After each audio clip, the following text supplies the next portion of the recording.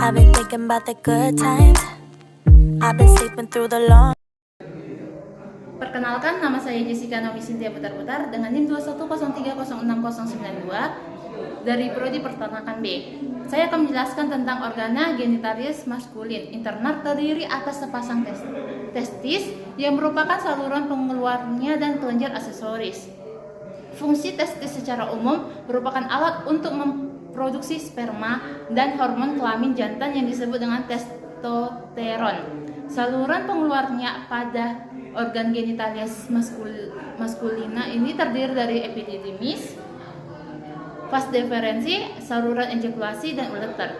Epididymis merupakan saluran berkelok-kelok di dalam skrotum yang keluar dari testis. Epididymis berfungsi sebagai tempat penyimpan sementara sperma sampai sperma menjadi matang dan bergerak menuju vas deferensi. Vas deferensi atau saluran sperma atau ductus deferens merupakan saluran lurus yang mengarah ke atas dan merupakan lanjutan dari epididymis.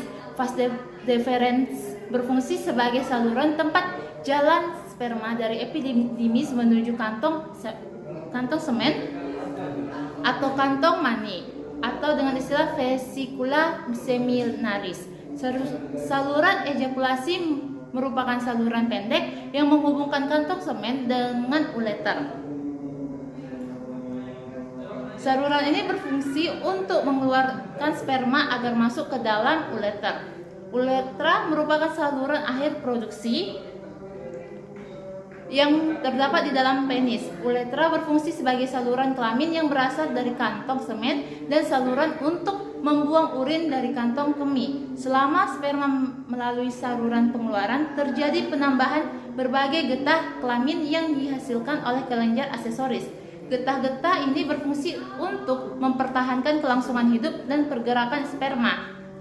Selanjutnya, kelenjar aksesoris merupakan kelenjar kelamin yang terdiri dari vesicula seminalis, kelenjar prostat, dan kelenjar Cowper. Vesicula seminaris atau kantong semen atau kantong mani merupakan kelenjar yang berkelok-kelok dan terletak di belakang kantong kemih. Dinding vesicula seminalis menghasilkan zat makanan yang berupa semen makanan bagi sperma. Kelenjar prostat melingkar bagian atas uretra dan terletak di bagian bawah kantong kemih. Pada kelenjar ini memiliki banyak mengandung mineral. Kelenjar Cowper merupakan kelenjar yang akan memproduksi cairan yang berperan sebagai pelumas sebelum terjadi ejakulasi. Selanjutnya, saya akan menjelaskan tentang organ genitalia betina. Ovarium merupakan organ genitalia yang menghasilkan ovum atau sel telur yang dibuahi oleh spermatozoa dan akan berkembang sebagai individu. Baru ovum juga menghasilkan estrogen dan progesteron. Ovidu terbagi menjadi individuum yang merupakan bagian ujung saluran untuk menangkap sel telur yang dievaluasi di ovarium. Isthmus bertugas mensekresikan membran atau serabut sel telur. Magnum merupakan bagian terpanjang ovidu. Magnum memiliki sel oberlet yang akan mensekresikan putih telur. Isthmus bagian terkecil ovidum saluran yang mengangkut ovum sebagai ovaluasi untuk merupakan saluran yang mengangkat sperma ke tempat terjadinya fertilasi. Uterus disebut sebagai glandula kelabang. Vagina merupakan tempat terjadinya ovoposisi dan sekresi kutitula. Kloaka merupakan bagian paling ujung tempat dikeluarkannya telur. Selanjutnya saya akan menjelaskan tentang proses terbentuknya telur. Mulanya terbentuk ovum di dalam ovarium. Ovum yang matang akan dilepas oleh ovarium dan ditangkap ke infundibulum. Kuning telur berada selama 15-20 menit pada persimpangan infundibulum dan magnum.